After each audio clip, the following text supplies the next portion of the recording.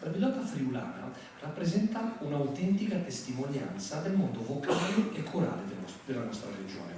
Un genere che non descrive solamente una buona parte della tradizione popolare, ma che racconta storie di paesi, di persone, di luoghi, di stagioni a volte, e di momenti specifici o situazioni immortalate in poche note.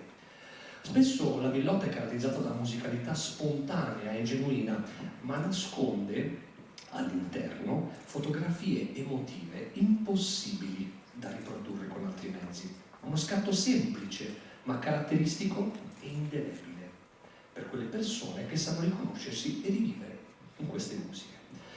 Anche la visione di un tramonto, del sole che scende dietro una montagna, può suscitare una sensazione di grande benessere, di pace, di serenità, emozioni elementari di cui oggi più che mai avremo bisogno.